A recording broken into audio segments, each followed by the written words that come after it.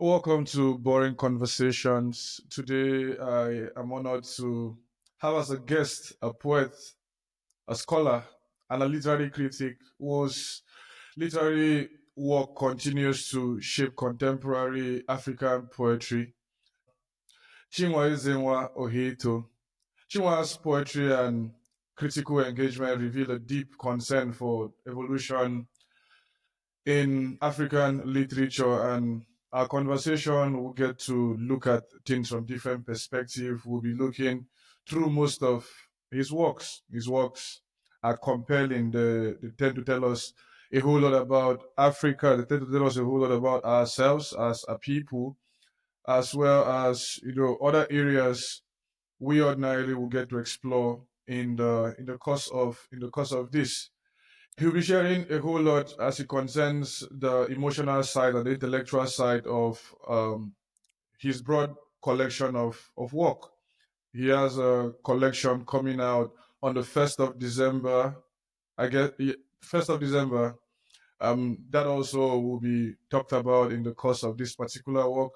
We'll also discuss what ordinarily led him to write what he had put down there, and a couple of stuff we've been able to see from such a work goes back to tell us about our ancestry and how ordinarily one can trace one family's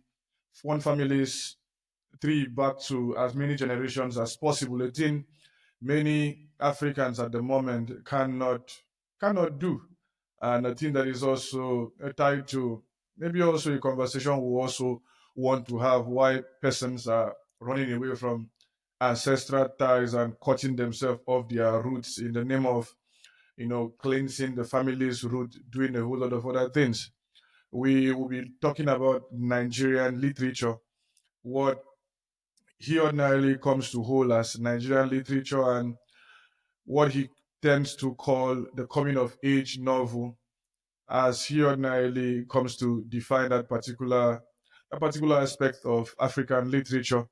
We'll explore themes of maturity, themes concerning self-discovery, awakening, and the different shapes that we now get to see in a place like Nigeria. That's what contemporary Nigerian writers are writing, and why their current form of writing ordinarily makes sense, or what he has observed as their writing. We'll also be looking at an essay that is dear to his heart. The last time I saw my father, we will come to know who his father. I don't know how to fix myself with the worst kind of stuff, because also I've lost my father, but using words sometimes is a thing all on its own. So we'll come to know who his father is, his reflections on loss and memory, and a whole lot of other things. Without wasting time, I give you my brother, Chinua. Welcome. How you doing? Today, I am happy to be here with you. Happy to be here too with you, my brother. Um, you're from a family. You come from a particular part of the world. We all have places where we can trace back ourselves. Your name and your surname is like a history on. They're like histories on their own. Uh, Chinua was given to you in respect to your father's lecturer, Chinua Achebe, and your own father also in the realms of Nigerian literature, and by extension, not just Nigerian literature, African literature also. You get to see his representations and the footprints he left behind. Can you like just briefly walk us through that particular part of your life, your name, your family, and your dad? Well, I would say that my family, you know, has always been just a small family, like a regular family. When I was growing up, I didn't know that my dad, was who he was until I grew. I saw him as just my dad. He did fatherly things towards me. when I mean fatherly things, I mean he was a father towards me. Mm-hmm. He provided, made sure I had everything. I had everything I wanted as a kid growing up. And he supported me. One aspect of this support, apart from providing and so on, was that I I wanted to be an inventor. And along the line, to cut the short story short, I changed my mind and I started drawing. And anytime I ran out of drawing materials, he always replaced them. Like he replaced all the drawing materials for me. I grew up after we returned to Nigeria. I grew up in a regular neighborhood. I played with my mates. I we played cook. Where we get things. And the funny thing about this is that my father will provide me then and my siblings with sophisticated toys. But Okay. I would prefer those ones that were fabricated by my playmates. The tire, when you have tire and you hit it, and when you make a moving toy car with hangers, iron hangers, and use things as the wheels, and I also played cook.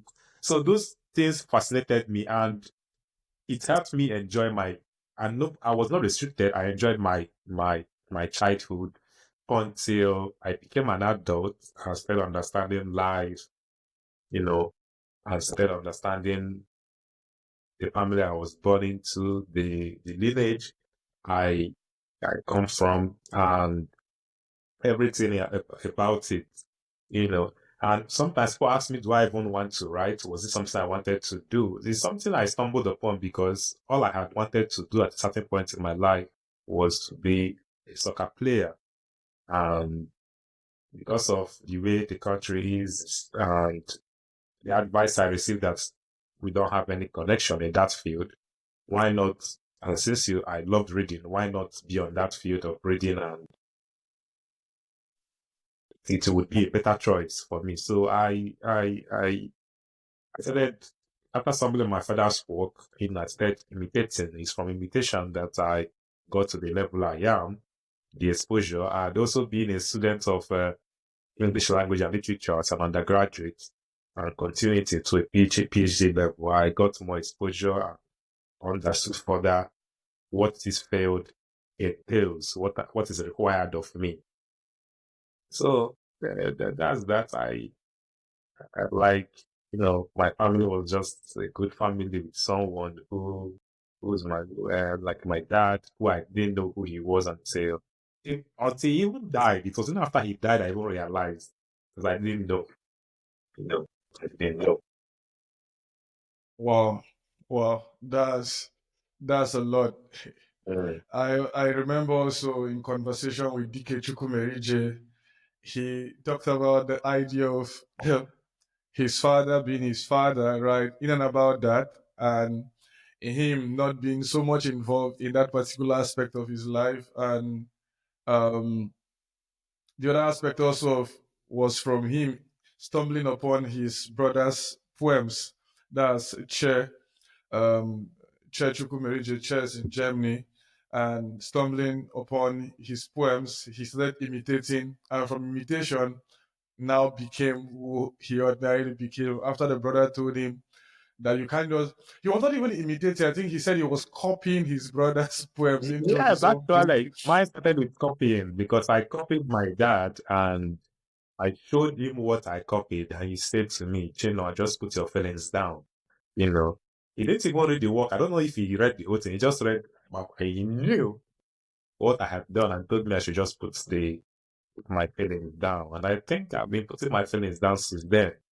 But we all know that still starts from imitation, copying, imitation, and finding oneself. You know. What a coincidence down there. DK's brother told him that was plagiarism, and he said he had never even heard of a thing like that before. And from there, he was like, "Okay, I'm going to work on myself, and I'm going to start doing one thing or the other." And then from there, ordinarily, he became who he ordinarily is at the moment. Um, the the collection where you are like hoping to be published this year, that's Kumi, has like hosted a couple of guys here and there. Nomad Patrick has been published down there. Um, Dare Adams, Adeosun, and a couple of other persons. What is this project about, and why is it so important to the conversation about publishing of new and emerging voices within the literary scene in Africa? So I think that's the box set, and the box set was released sometime fall of last year, 2024. So every year, Kwamedoza and Chris Abani, gathers um, a group of young African poets and showcase them to the world. And this is done under the African Poetry Book Fund, which was founded, as I was already mentioned, by Kwamedoza and Chris Abani in 2012. And this book fund has played a crucial role in shaping contemporary African poetry over the past decade, for many years. And it also has another set, which is called African Series, East African Series, which is different from the box set. So the box set is for chapbooks, and the African Series is for the full collection, which is where my collection, the naming, comes under. So, but because we are talking about Kumi for the question, Yeah, so yeah, through this chapbook box set initiative, I think it has provided a platform for emerging African poets, allowing them to share their voices with the world. And this Kumi, I think, because I reviewed it for the Republic, uh, the poets in this box set have, in my own sense, a compelling array of poetic explorations, which centered on the emotion, spirituality, interiority, the lived experiences of these Africans, both on the continent and in diaspora. So, because some of the poets now reside in Africa. And one of the striking aspects of Kumi is its commitment to exploring the poets, exploring memory, language, identity, exile, spirituality, all these things. And if I remember clearly, one of the chapbook in the box set by Dare Tumise, I think he's Nigerian, and the title of that collection is A Failed Attempt at Undoing Memories. And if you look at that chapbook itself, it explores the inescapable, the unavoidability of memory, which kind of in its way portrays the African identity and its inheritance. And this poetry reveals how cultural memory shapes the individual, and as well how the past experiences, including trauma, remain um, and present in our society. Then moving away from Nigeria, going to, I think, South Africa, right? I think there's a poet in the box set named Kali. I don't know if I yeah, pronounce it well. It's either Kali or Wali, yeah. and Because it's with a Qhali, I think so. Yeah, I think it's Kali. So I will use Kali. So "Crying in My Mother's Tongue" is the title of of the her chapbook. the chapbook, and the one thing I love about it is that it uses the mother tongue, you know. And not only did he use the mother tongue, it examined actually the movement of the tongue, in the chapbook, and it used it as a way to examine the complexities of language and identity. How does language shape us? How does it define us, and how does it also make us who we are, right? And in that regard, I would say that for me, one of the things that affects someone who leaves a country to another country, the first contact of exile or migration, is the language, right? Your language starts to bend, your language starts to to be affected in so many ways. And then your thinking also gets to get affected, because sometimes we from a different culture think in our language, and when you go to another culture, you start thinking in their language, because language is very important. Language is very important. And not only does that language, not only is it that language is important. If we are moving back to crying in my mother's tongue, the poet interrogates the meaning of tongue. What is tongue? Is it just a body, or is it just a body part, or is it an avenue of language, or a vehicle for truth and deception? So this is the intricate aspects of the collection that the poets try to examine. What does tongue mean to us? And in another word, how does language define who we are? What does it mean?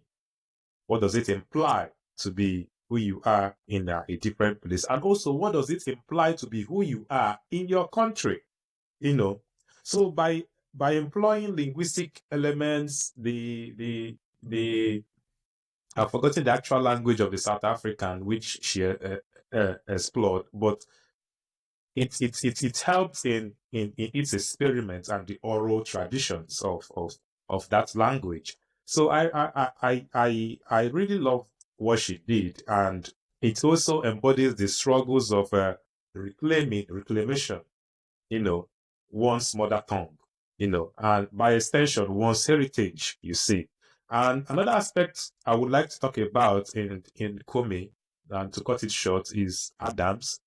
I am not saying that these are the best poets in the box set, but these are the ones that just came to my mind, that comes to my mind easily, I guess. So, and if you look at Adams' work, that's a different aspect of exploration, which goes towards spirituality, longing, and moral introspection. Mhm. And he also made a lot of religious allusions, in the poem. And lastly, Nome Patrick, voyaging. Yeah, that poem is just a voyage on itself. That's all I have to say. It's a voyage on itself. And there are other people, we have Claudio Wusu from Ghana, we have Nurian Oladeji from Nigeria. All of them, some of these poems treated exile, treated home, treated displacement, struggle, and how women are viewed in certain communities. And he also treated body, identity, and so on. And I think, in summary, that Kumi is a testament that African poets are really doing great, and also a testament to the enduring African poetry, the strengths, and how these poets engage with themes that are not on the surface but deeper, which can also span personal and universal, And I recommend what APBF is also doing to create these collections, to create these box sets, And through this chapbook box set, readers are offered the opportunity to see what the African, the African writers are doing. Perhaps, if I'm correct to use, young African writers are doing. And again, it's also a window for them to see other stuff or other things that, in a broader aspect of it, that have been done, that we are doing, and that will be done. Well, that's a lot down there. It gets to show how ordinarily things can be, and for someone like Kwame, and for someone like Chris, Yeah. people I respect so much. At the point when I stumbled upon the works of Chris Abani, especially his early life, I was clamoring to be born around the military era when I would be sent to prison and come back and write one very beautiful memoir about prison life. But but that's in and about that. I don't want to go to prison to just because I want to write a book like Wole Soyinka or Chris Abani. But it's a whole lot of work down there, and it's important that it's not just cutting.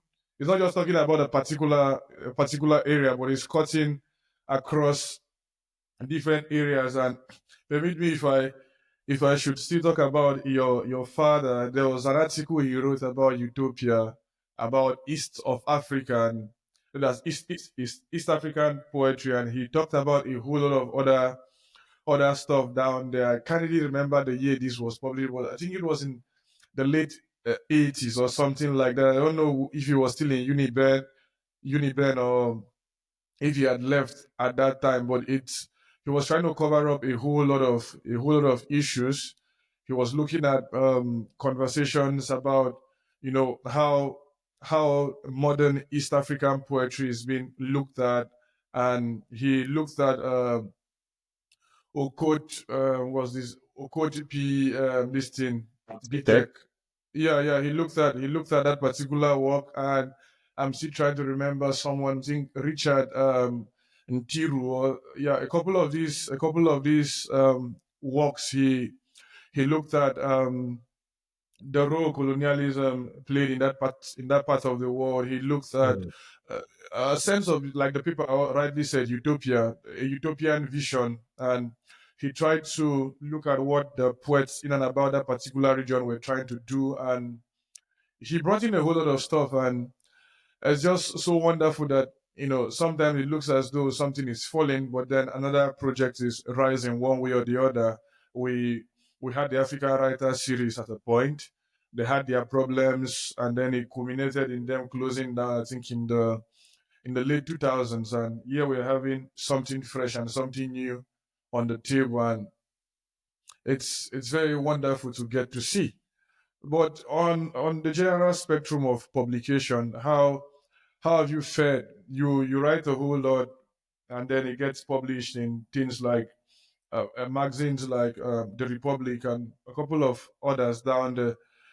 How is our publishing at the moment within the continent, outside the continent? Because you've talked about a couple of stuff. One of the stuff you talked about is the idea of exile, whether you like it or not.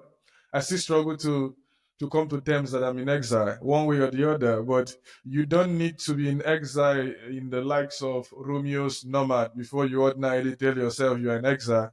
One way or the other, you're away. And I think Chinua Achebe's style to captures it better, home and exile.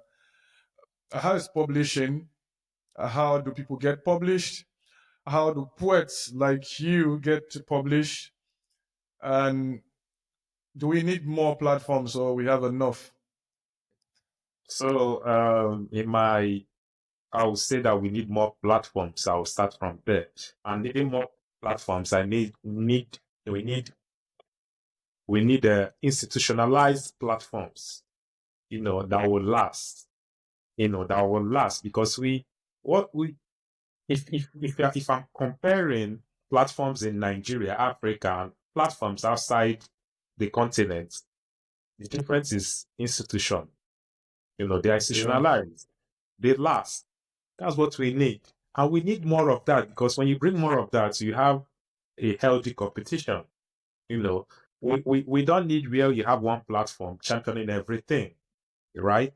So when you come for critical essays, you look at Republic, you look at Afro Critic, you look at Open Country, Mm-hmm. and a few others that I don't have at the tip of my fingers. There should be more that are doing, and not only that, that there are more, they should have what we call quality, right? Sure, sure. Quality institutions, because by the time we document all these things over time, people who will come after us will know what we have done, what have been done before our period, and what they need to do. Because when we don't provide these things for them, where do you want them to start? You know, where do you want them to start? Right? So outside the continent, there are lots number of platforms, and the truth be told, they will always prioritize their writings before other people's. That's the And we truth. shouldn't blame them for that. Yes, and we shouldn't blame them for that, right? And you see some writers struggling to get into these platforms, because they are seen as elite platforms, or the big platforms. And Yeah. I've been wondering why we can't do such for ourselves. That's why I'm always happy when I see things particularly done by the Republic, in as much as they don't publish creative writings, but they publish critical writings. I want such things Quality with also is quality. to be emphasized. Yeah. Yeah, with quality. And I also want such platforms to replicate what the Republic is doing in creative writing and other fields. And we can start today. We can start today. We can start today. Also, there are a few of them. Like I'm trying to remember now. We have Abowo. We Yeah. Yeah. have. Yeah. I don't know. I'm finding it difficult to remember them, and a few others. But what I'm trying to say that we need more that will that that we should, not only in Nigeria but in the whole continent. We need all these platforms to represent ourselves. To represent ourselves. And if you, I don't know why the continent is the way it is. It is a story situation. And what I mean by this is that we are supposed to have the backings of the government, the backings of individuals, the backings of uh, people who can handle these things, right? And they back these platforms up for longevity. Because if you go to other countries, their government support them. Each states have their laureates. Each states have their at least a known magazine that the state is known for. We don't have such things in the continent, right? And if you have a few magazines, it is run by individuals, right? It's run by individuals, and it's not easy to run all these magazines. So it also gets close to funding, support, initiatives, and so on, which technically it seems as if the government and individuals and some individuals are shying away from these things, shying away from art, shying away from preservation, from documentation. All these things are preservation, documentations, and enablers of researches, right? Imagine, let's see, someone wants to make a movie situated in the 19 or in the 1890s in Nigeria. Where would the person visit first? Not only like, I don't want to say you need to visit libraries. Where are you supposed to visit first? Archives. Archives that Yeah. document all these things. We don't have such things. We are supposed to have archives, that documents, that platforms all these things. And magazines are also part of archives that we need. And it has been made easy to digitalize. We initialize them so that anybody that wants to do both movies, music, anything, even in science, art is affected by science. Yeah. A good example of it is that if you read, oh God, I've forgotten this writer, that's Isaac Asimov. He's not Yeah. an Yeah. Yeah. Yeah. I yes, know. I know. Isaac. yeah, Isaac Asimov. I am sure, speculatively, that most of his thoughts about inventions, robots, and so on, some scientists picked from there and Yeah. invented them. Now, even we have this guy's Brave New World, Mm-hmm. there are Yeah. there are lots of them. This things guy, because everything starts in the imagination. Even the scientists, everything starts in the imagination. You imagine it, you want to actualize it. Then for us, we imagine it and we write it speculatively. We Of write it course. and then they work with it. So we are connected in one way or the other. We are connected, but I don't know why we don't have all these things yet, and we are more than 50 years old. It's not late to start it, but nobody is doing it. If you want to do it, things will bring you down, And then one aspect of one issue in this state is that you can't tell a hungry man to read. You can't tell a hungry man to read. This thing you said is the same thing Dima Doni said to me when I went to see him in the monastery. It's like in Nigeria, man lives by bread alone, and how do you even want them to start buying book? I saw on this person's page, Ugochukwu Anadi, when he was talking about until government allows them to be paid 77K for their allowance coppers. Mm.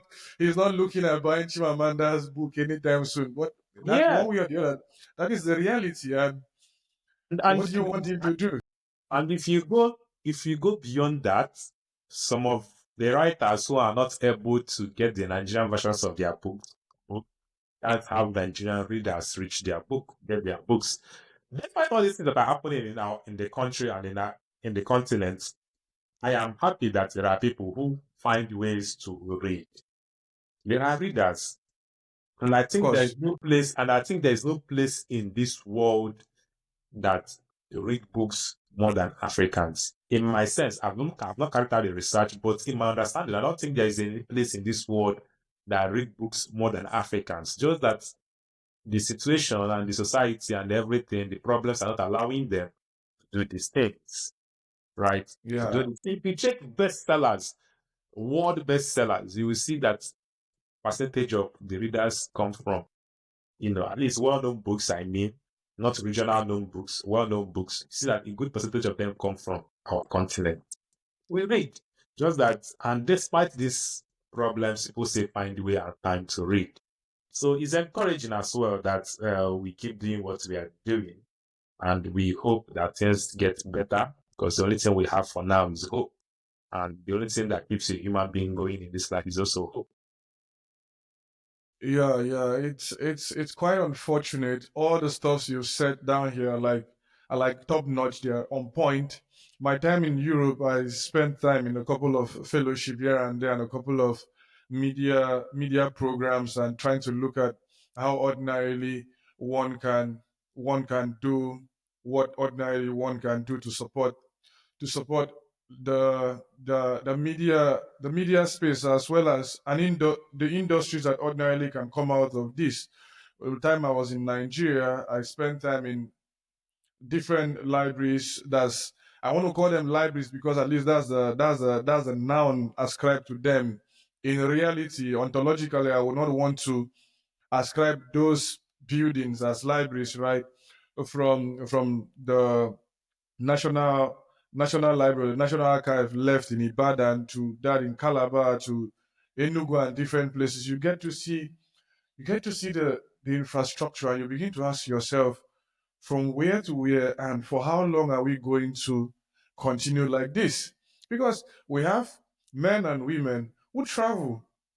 A small time now, you will hear that they are going to Davos and they will sit down there and they will speak plenty English and then they will go back in a short period. They will come and meet you guys down there and attend the UN General Council, the General Assembly, and they come. If they are coming with their concubines, they do so. If they are coming with their side chicks, they do, or whatever they want to do. They write exorbitant budgets for us. But where are we? Where are we heading? Where did the last president die of the country? That the last president that died died abroad, and how many senators have died abroad? And these things, we look at them as if it's like left for a particular group of persons. And I think also in conversation with Chisom Okafor, he talked about people putting their money where ordinarily they get immediate profit. So you see them dabble into, clubs, Oringwa, and different ways of getting to live, like the fast way of getting money back. And it leaves me asking so many questions because when you look at the Paris review, and you see the level at which they have, attained and how they started and how long ordinarily things have come down. They even Adichie's publisher for the state. You get to see how the institutions have been set beyond this idea of one person just wanting to do something, one person just starting something and then just leaving it there. And even down to publishing also from Masobe to Cassava Republic and Bookcraft and BB in Canada, Groyd Lunch, and a couple of other persons. If you go deep and ask them deep seated questions, they will tell you their challenges, the challenges they face as it concerns raising funds and ordinarily coming to do things they ordinarily are supposed to do. I don't know. I don't have the answers, but I think we ordinarily should do better. We ordinarily can do better. It's just like It's just like the last lines of the first stanza of the second coming. It's like the best lack all conviction, while the worst are full of passionate intensity. So maybe that's our situation. Maybe we are channeling the whole energy to the wrong place, because look at the last couple of weeks that have been the Nigerian social media space. What have they been arguing about, or what have we been saying? What have we been saying into our face? If it's not very dark man saying this, is D1 saying that. If it's not that, is Nedu saying this. And people are so passionate about these particular conversations. And I'm not saying people shouldn't have time for gossip, right? I think it helps a kind of will I say mental bloodletting or whatsoever. But we can do better. We can do better, and we are not doing better. In situations where people don't get books enough to read, or people don't find situations and means to ordinarily come to read, what what should they do beyond hoping? What should our leaders and those who are capable of setting up these platforms do? First of all, first of all, is I think what most human beings need in this life is to afford things and live comfortably. That's the basic thing, to live well, to eat well, afford for the family members, and also know that they are safe where they are. When all these things are achieved, then reading culture will also bloom. And not only will it bloom, it will also give way for other cultural, educational, scientific explorations, And I think that there is this culture that is going on, in some parts of the African continent, that when things are going bad, people keep quiet because they are scared of their lives. They are scared of losing their loved ones. Yes, that is great. But if we don't not only speak out, if we don't act, things will never get better. And the leaders know what they are doing.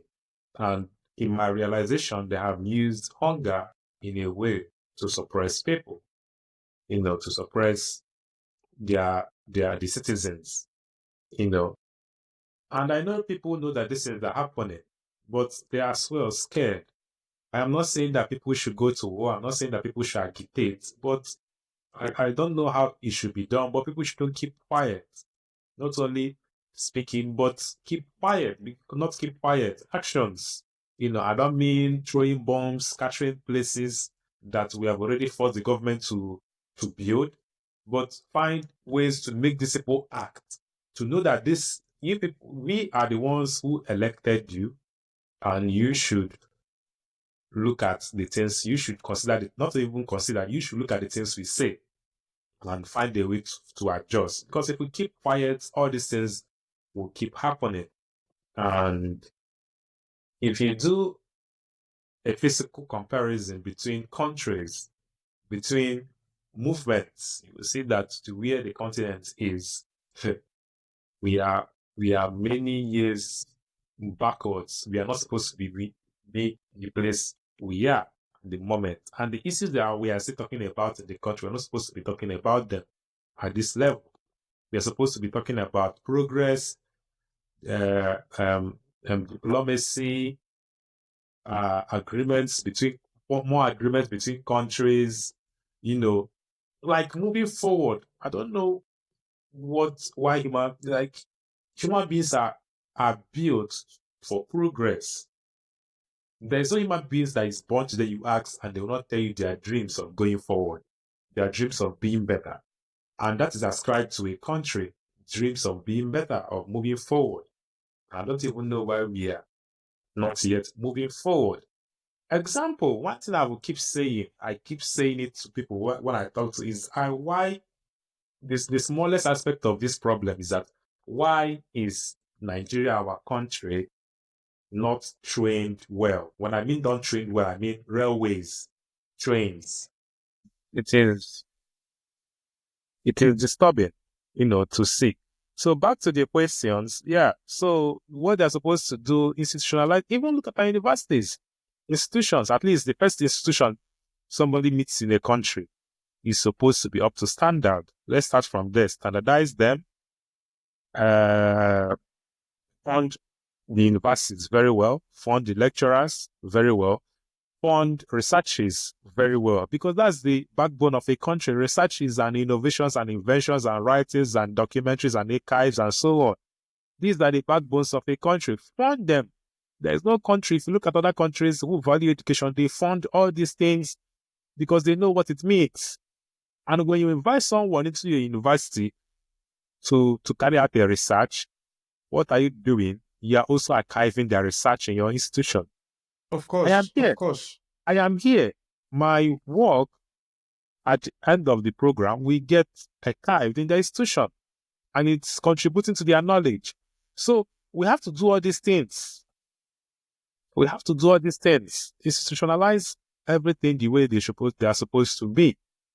Do these common things. But what we are going after these days is, don't even know the exact word to use, is that we take our attention to things that doesn't even demand our attention. We see a thief and they're stealing a lot, and we know that he has stolen a lot from us, not even from anywhere else, from us, and we hail them and we praise them and we clean the floor they walk on, and then pray to God that God will make us be like them and get what they want, which is a kind of, I don't even know the word to use to describe this kind of situation, But I at this point, I think my views on how to make all these things better have been shared.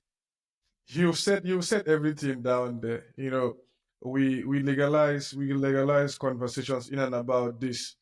A paper I submitted somewhere was talking about familiar corruption, and familiar corruption not within families now, but extending also beyond families, also to talk about what a particular culture ordinarily, or particular people ordinarily want from their elected sons and daughters. You see the case of Natasha and Akpabio. If you've been following the situation, you see women coming to to to protest and say you are disgracing our son because it's our son. They're not asking for if this case. They're not looking at the merit of the case, whether the case has any merit down there or not. They're just like, you are about to embarrass our son. It's a political stuff, but there's a woman's life here at stake. There's an accusation that has been leveled down here, true or false. The merit has not been looked into. Was just in and about, you are trying to bring down our son. Look at the elections from, not elections, rather the political selections going on right now in the country. Somebody was talking about yet another Western selection to one of the key offices in the country, and nobody is saying anything. During Buhari's time, it was the case that it was almost all going to the north, and now it's like as though it's in and about the west. And people are asking, when is it going to be our own turn to ordinarily also do the whole Nigerian kind of thing?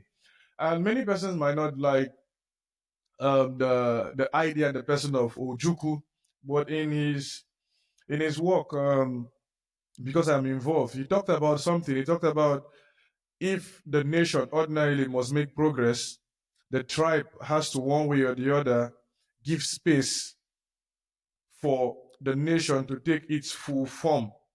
And you also see this in the not agitation, but I can say so, in the campaign of DK Chukwuemeka and a whole lot of other persons from Chika Chimezie's work, and the whole sense of detribalization of a people, as opposed to being tied to this tribal stuff.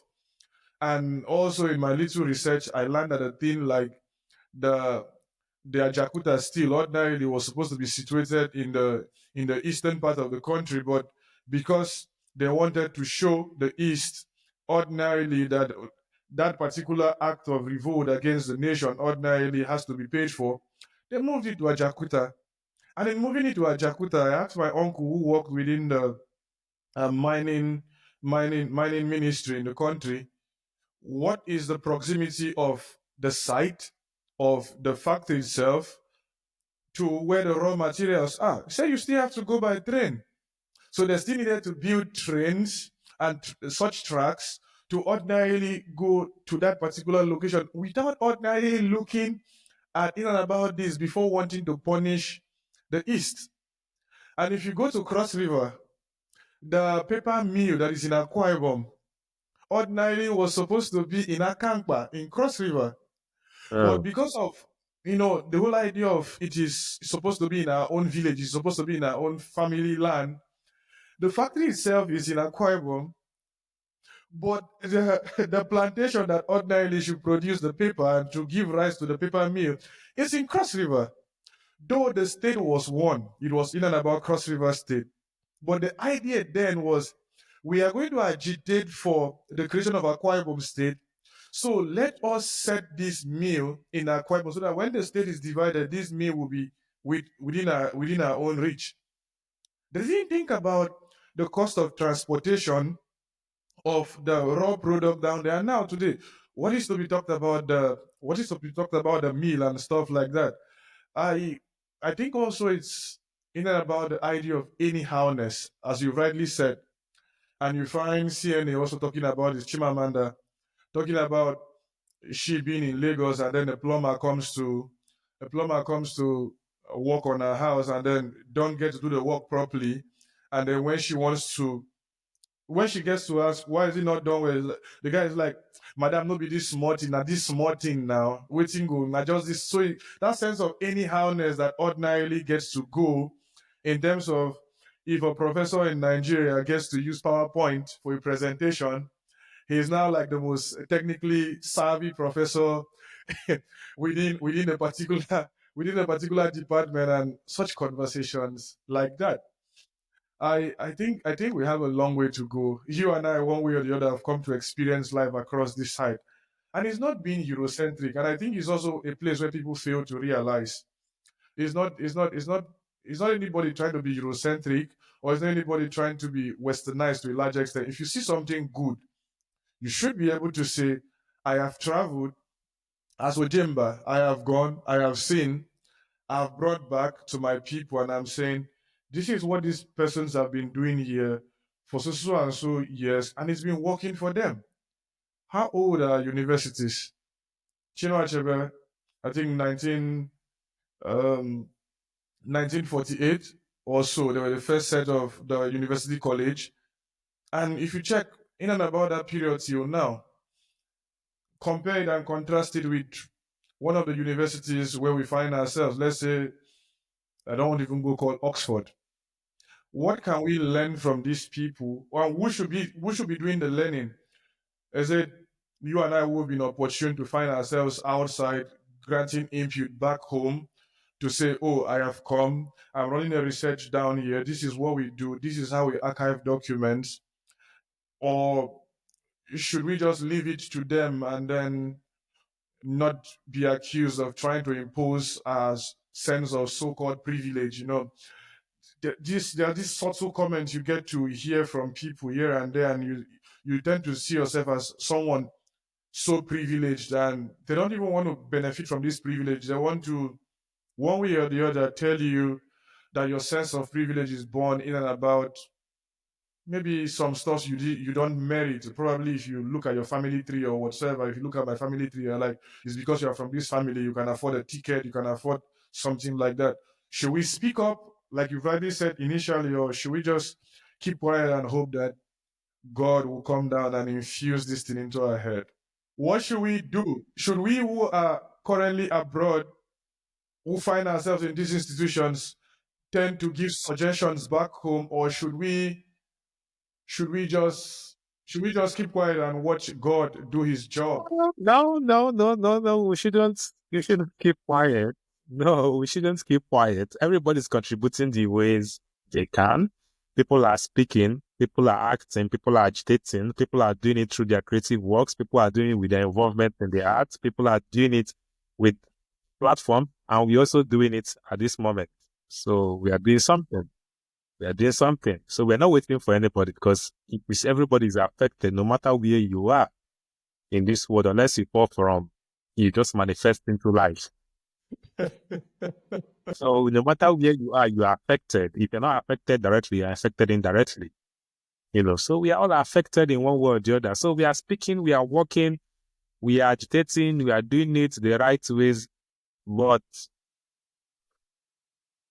these are the only things I know that I can say. We are just doing it, and we keep doing it. We should not relent, and we hope that things will get better. See, just hope. You're okay. That's a good point down there, and we're glad you were able to point in and about the fact that everybody has to everybody have to come to this point of telling themselves that we must do something, because there's this idea also flying back home that it's about the government. If price of pepper gets to increase, it's the government. If the price of silpas get to reduce or increase, is the government. And I see the sense they are trying to talk about here, the sense of policies. But beyond policies also, we ordinarily also have to come to tell ourselves that what, for the country to get to work, like you said, states have to do their own part. Individuals ordinarily also have to do their own part. And in one way of doing or trying to play our own roles is your forthcoming collection. It is highly anticipated. It's just like December is like in and about too far. I know it's like less than nine months roughly. It's like less than 9 months. It's a kind of still distant and still far away. But can you tell us about the teams you try to you've talked about already in this work, the themes that drive your work and the emotional or intellectual concerns that shape such a collection. You've talked about it here and there, but can you give us So some I will start by talking about what I am doing in my next collection, which is February Memories, and link it to what I've done in this first collection. So I will okay? start by telling you that I am, basically, just for people who don't know, that I am Igbo. I am Igbo, and Igbo people are mainly located in the southeastern Nigeria, and I always say Eastern Nigeria, and we speak the Igbo language. Before the European colonization, the Igbo people lived in autonomous communities, right? And they value cultures, they value spirituality, they value a lot of things. And in the Igbo cosmology and ontology, we have about 4 epochs, epochs known as Uga ages that represent different periods in the history of the world. So the first age is Ogaka. This is known as the primordial age of growth, when people were immortals and there were universal goodness. And we progress to Ogachi. And this is also the age of divine wisdom, when death entered. This was the period when death entered the world, and the connection between humans and God begin to fade, begin to dwindle. And then we have Ogaon, which is the age of chaos, wars, death, illness became permanent on earth.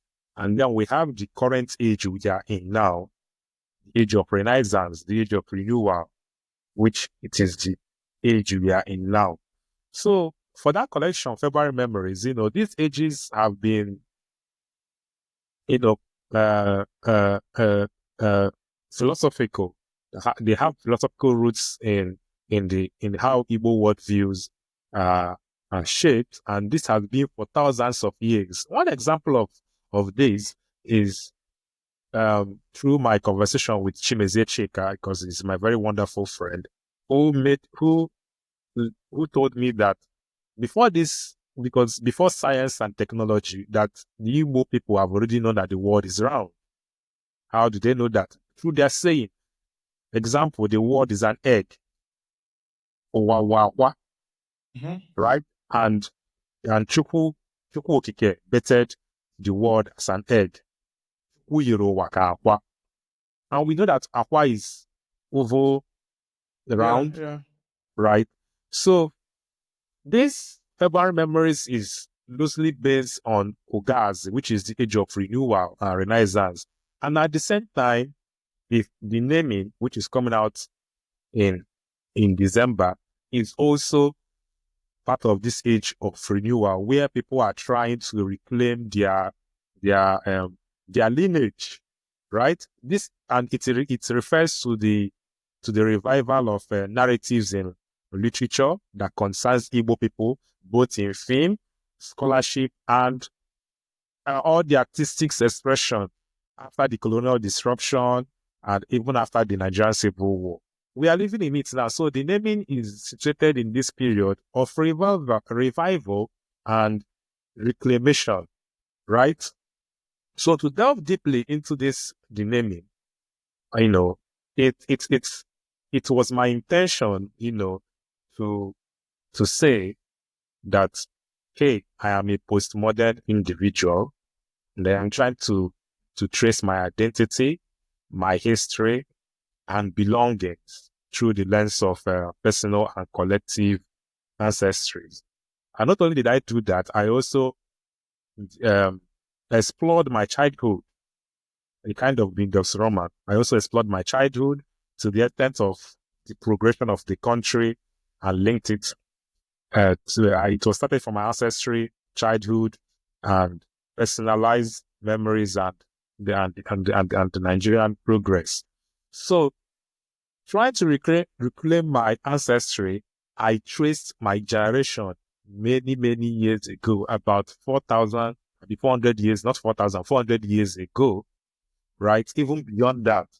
So, and I found that through my uncle named Marachi, who got the story from his also uncle, and who got the story from our aunt who died many, many years ago, that my lineage actually migrated from Abo in Delta State and settled where they're settling now in Imo State.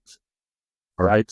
So there was someone who gave birth to Kikaibo. So I want to start tracing my lineage from Kikaibo, who actually left Abo to my side, to the side we are in now. So we have Ikaibo, who did the movement and gave birth to a son called Ishibo, who also gave birth to a son called Owere.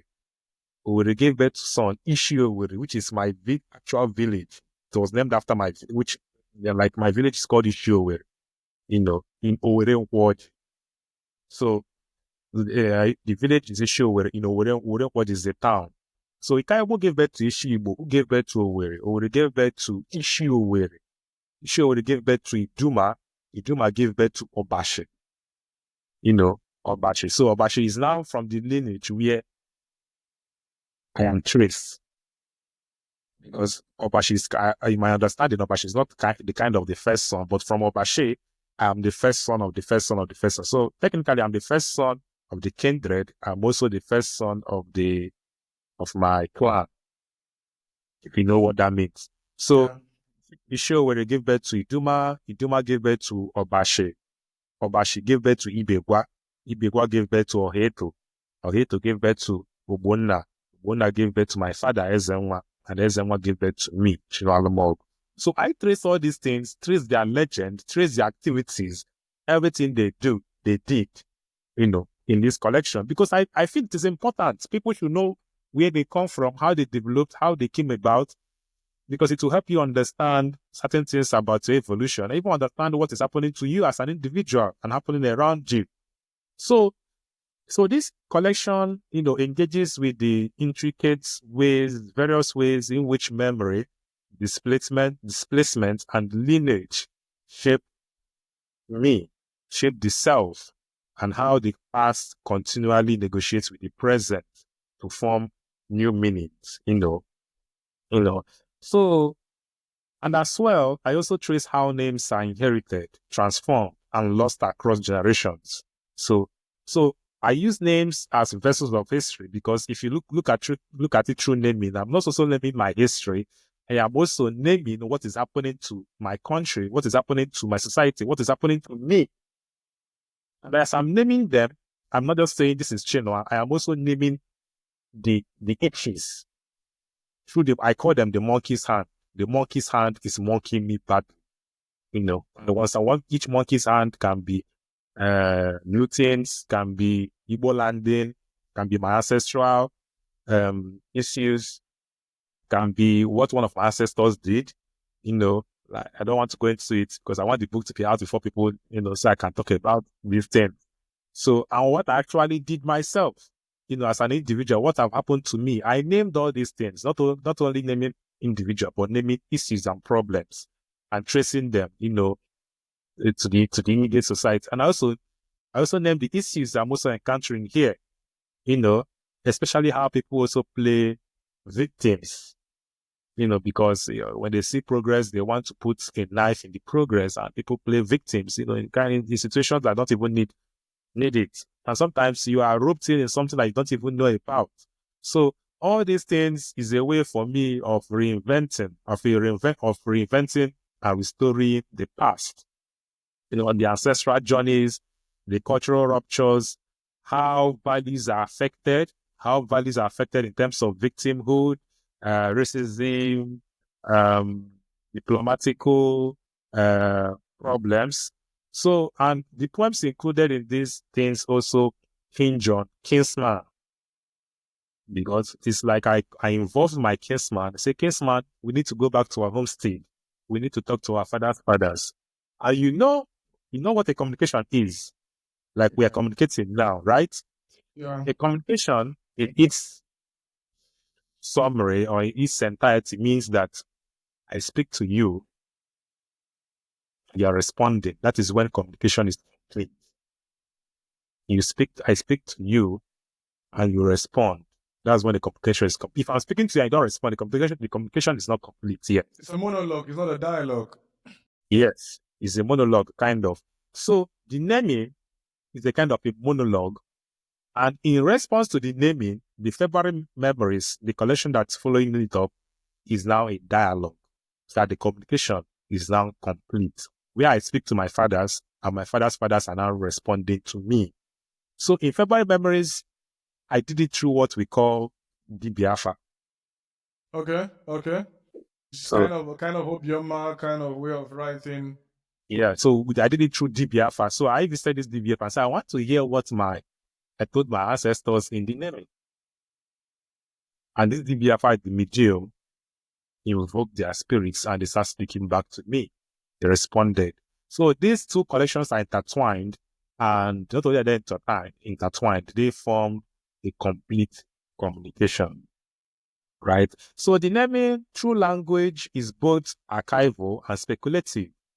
It has historical resonance and also reaching towards possible features, future like things to come, right? Because I also portrayed the legends of Obashi, which is one of my great great grandfather, the things he did, and also Ipe Batu, the things he did, right? I've talked about my father, so I didn't involve him a lot. I only say that I missed him on the collection, but since I've talked about him in essays and so on, right? So this exploration in summary does not seek mere replication of realities, but instead tries as much as possible to restore them, to unearth what has been silenced, what has been swept under the mat or under the carpet for years and people don't see them, and to also make known what has been overlooked, and to construct a poetic expressions, architecture, where the deeds of my past, not only my past, of my ancestry, resound in the contemporary struggles and aspirations. So I'm trying to balance the past and the present and see where we are going. Because when we know these things, we know where we are going. We know what is happening, right? So there's also touches of personal memory, childhood, involvement of um, happenings, right? And I am guess you are very vast. We know about the British bombing in what was this what was this place that you once you're living, if you follow Ekulobia and you're going to Imo State, there's a town you pass before you enter Imo State. Oga. Okay, yeah, yeah. Yeah, you've heard of about that. Yeah, have you heard of the bombings Yeah, of yeah, yeah. Oga Yeah, yeah, by yeah, the yeah. British? Yeah, I Sure. also because most people don't know about it. And you also know how they use there's one of these their masquerade to fight why do I The forget this word? So there's one of these the masquerade that they used to fight the British, those times, and all of them were bombed there. Right. So I involved all these things because they are part of the Igbo culture and a reinvention of the world and the self, and the things, and I want all these things to be in constant dialogue. As we all know, mhm, history has been scraped off from the universities or from the secondary schools curriculum.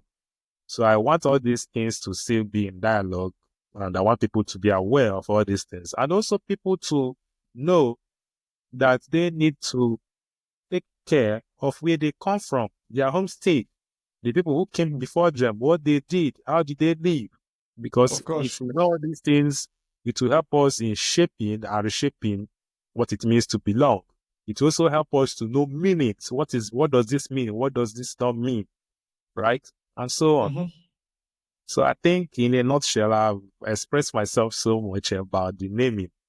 And I have got a lot of names in it. I've learned a lot of things. I've learned the monkey's hand that is a monkey not bad. Yeah, it's an in-depth overview, or it's even beyond an overview of ordinarily what we should be expecting in terms of the teams you ordinarily get to treat down here. And like you also said, it's very important that people ordinarily come to know how names are given and how names ordinarily shouldn't be given, and conversations like that, and how names equally get lost. I think it's our people who get to remind us through the voice of Chinua Achebe that if you ordinarily want to know about a family's history, go look into the names of the Children. children being named. Look at the I also time. mentioned it in the collection is there. Yeah, because it's part of my research. All right, I guess. Sure, sure. If we want to look at, if your children tomorrow want to come to look at your name, definitely they would come to know about Chinua Achebe. It's almost like it's like a given. They must come to know that particular part, except you just want to throw a blind eye to history and say, my name is Chinua. But that's not in and about it, because your dad wrote a book, and the book did so well, and the book ordinarily exposed many things we ordinarily didn't know about this lecturer who was then in University of Nigeria, Nsukka, and how this relationship between a student and the lecturer ordinarily changed into something else, and how that moved to become ordinarily the work that was produced down there. And in and And about that, also, you okay. let me just chip something in before I forget it because I think I was supposed to say it. I'm trying to say that yes, my dad was influenced by Achebe in naming me Chinua, but I want to talk about the name Chinua. In my understanding in this life, I think that Chinua is an umbrella of all the names of the Igbo names in this life. Of course, Because when your chief fights for you, what else is happening? there's Chiamaka. nothing that, yeah, Yeah, when your chief fights for you, Chiamaka, of course, you know, because like other because names what come, Chimamanda. yes, Chimamanda, other names come forward because Mm-hmm. I think that this name is, I'm not trying to be superlative. I'm not trying Of to bring down other names because people might misinterpret this, but I'm trying to say that once your chief fights for you, other things come. comes. Your Chi Amaka, your Chi Nanologo, your Onyedika Chi, Ukechi, yeah, Chimodi, everything, and everything is under that name, Chinua. Mm-hmm. Because when your Chi fights for you, every other things follows. Your Uchechi will happen, Mm-hmm. Amarachi will happen. Your like that's what I'm trying to. That's the case I'm trying to make, and this is not in any way undermining the beauty or the essence of other Igbo names, but I'm just trying to say that I feel that this name umbrellas every other, encompasses every other name. And Well, I I'm am glad. sure that other people will feel the same with their own name, that their names also encompass other people's names. So I'm just saying this, just sorry for the disruption. No troubles, no troubles. A child who hasn't traveled far thinks the mother is the best cook. So even Yeah, after that's it. even after traveling far, they will still say their mother is the best cook. So nobody wants to actually take that particular place. Though I want to, on a low key, say I learned cooking from my father than from my mom, because my my mom was studying at the time when I was coming of age, and then I was with my dad. My dad had gone to study advanced to further his education, and they did it twice. So my dad went, came back, my mom went, came back, my dad went again, and so it was like they were taking turns to get to do this particular stuff. So at the decisive point in my life, when it comes to taking care of the stomach, a thing many persons have left to the hands of women, my dad was the one who was there to ordinarily say, you know what, this cooking stuff, you must do it, and you must do it in and about Mm, this particular way. It's wonderful the take you are taking as it concerns naming, beyond just beyond just reading meaning into the ontologies of our name. You're making a case. You're making a case that beyond the ways, in which names are being given, like in the West, I know how many persons get to see me and ask me, what's the meaning of Biringkpa, and what's the meaning of Obinna? Like Biringkpa is a name given to me by my grandmother from Cross River, because my one of my grandma is from Cross River, as well as my grandma also being from the Igbo tribe.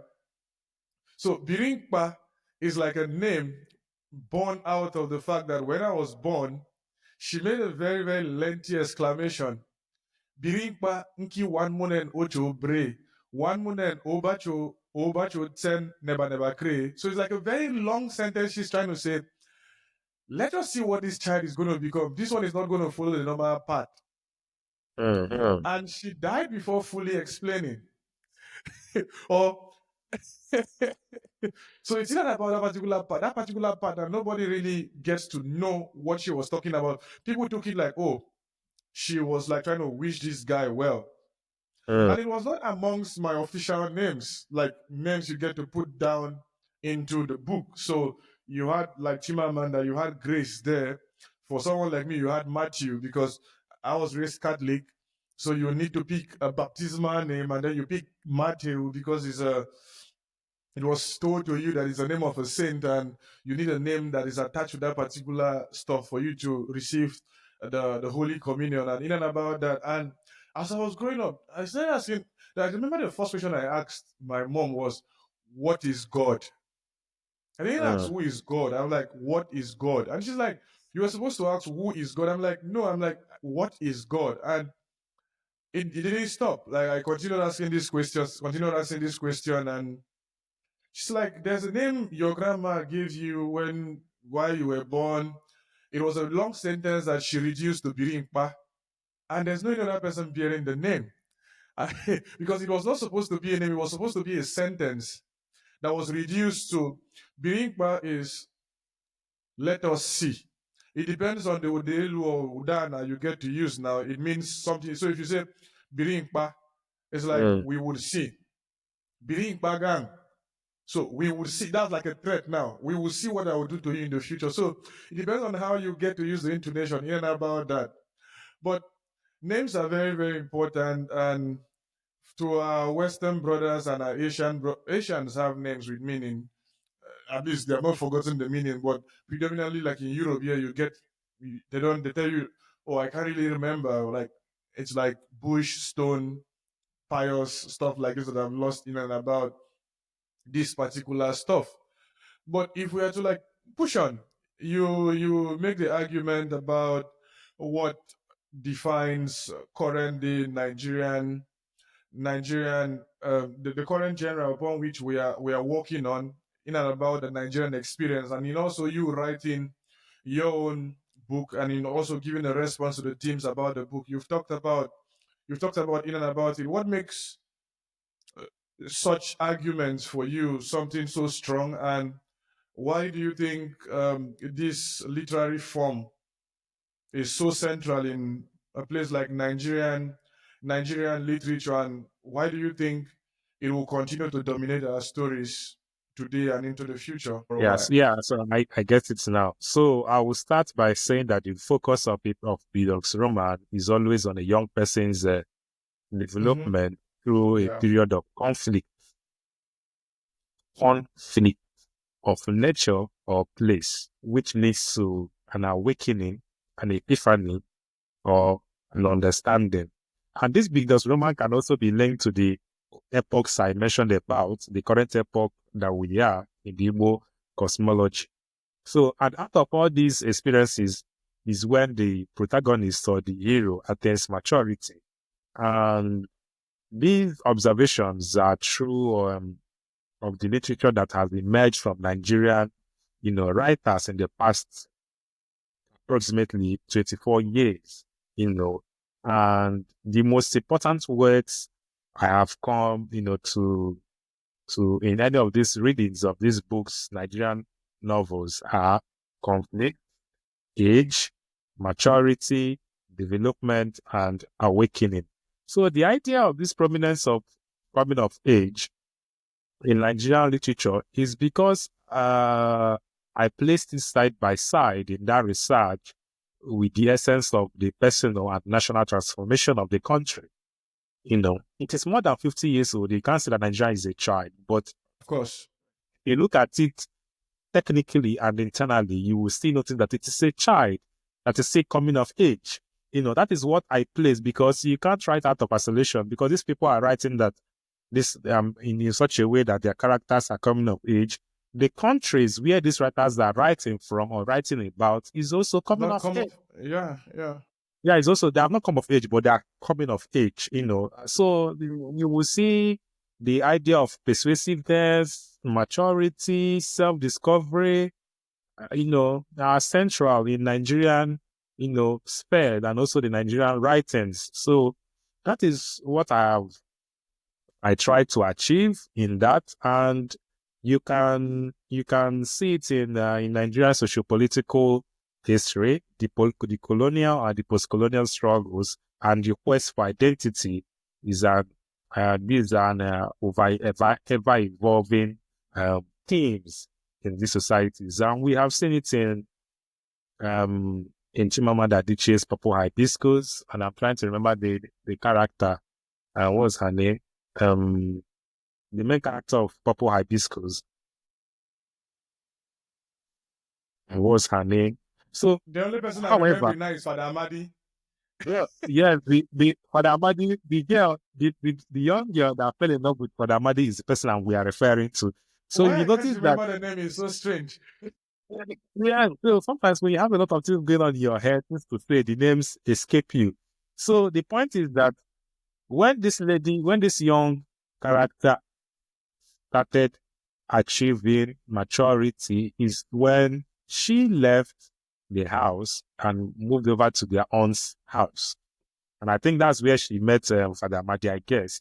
Mm-hmm. And, this maturity, self-discovery started awakening.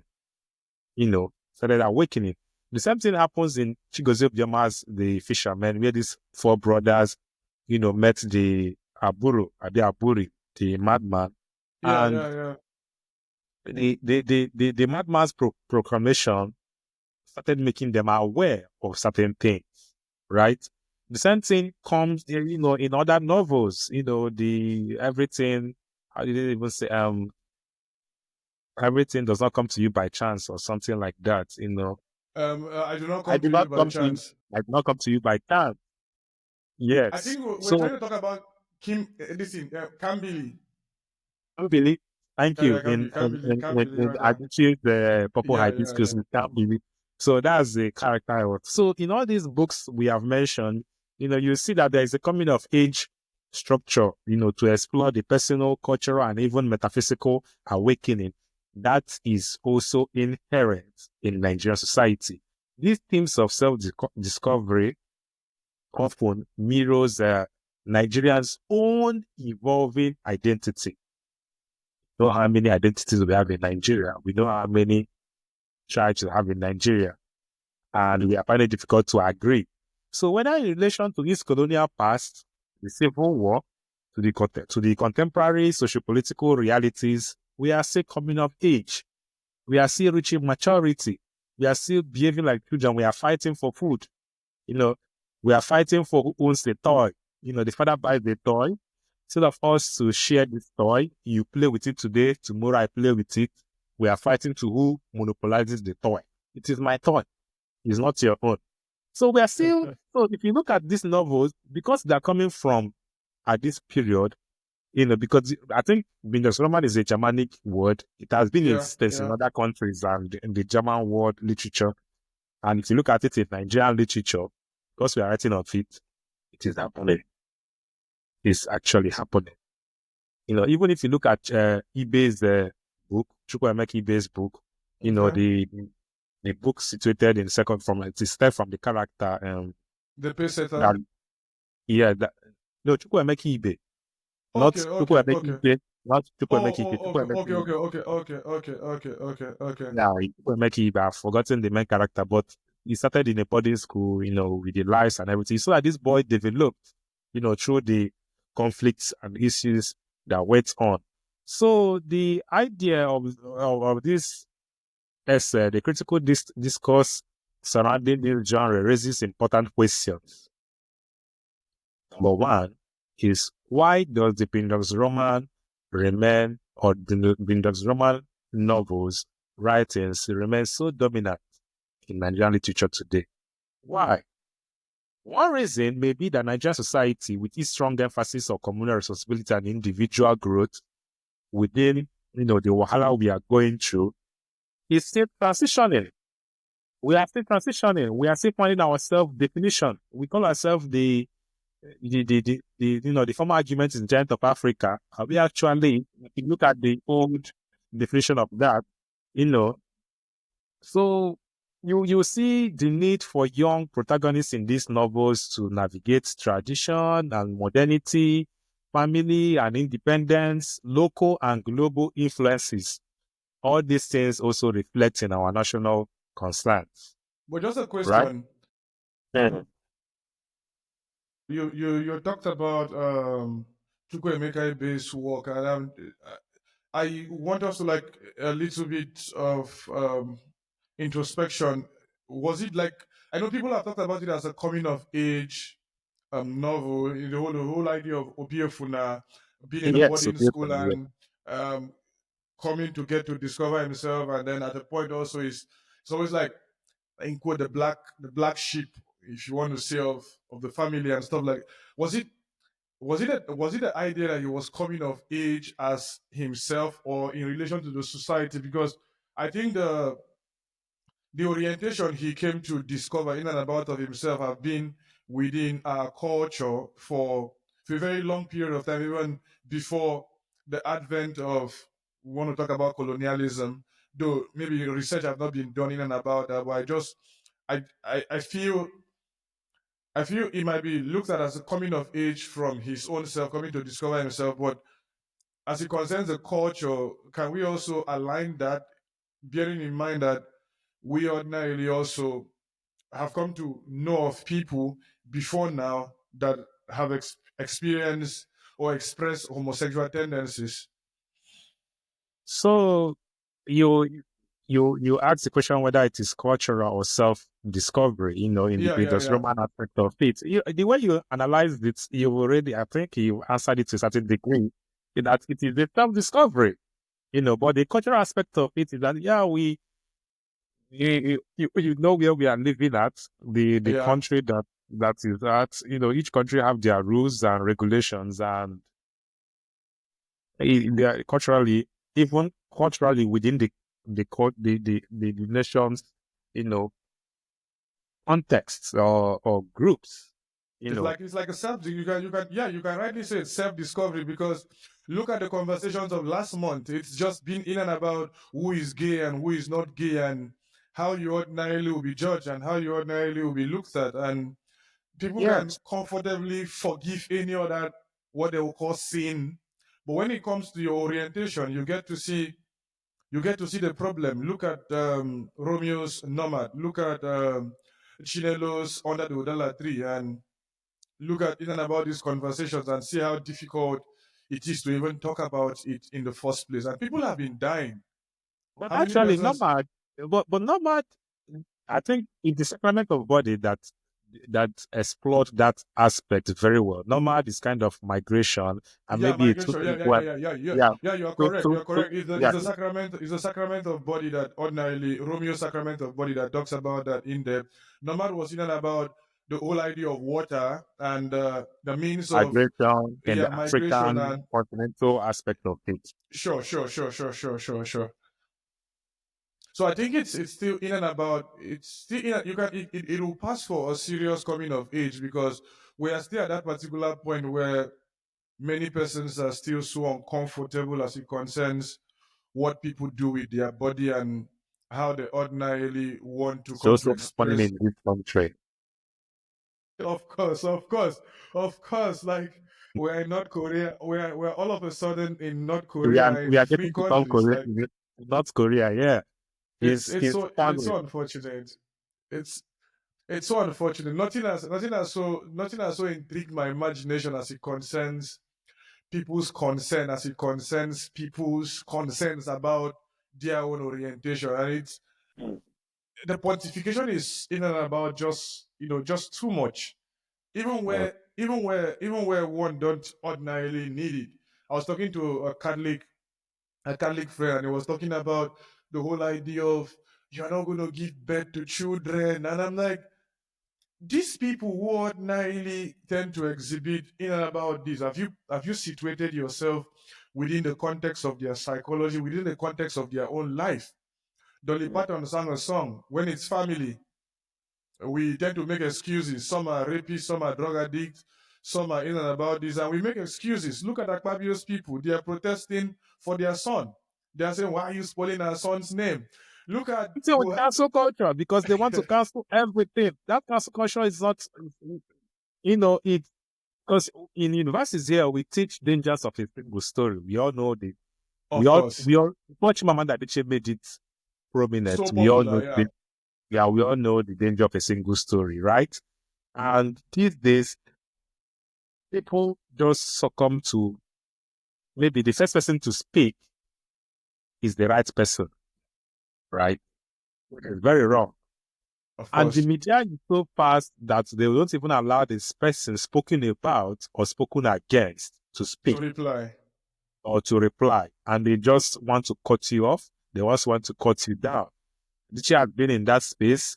Of J.K. course. Rowling has been in that Rollins, space. I was going to mention So her. many, Like, so many of us, I'm not talking about this, and I'm not talking about this in being particular against a particular group of people. No, I'm talking about it sure.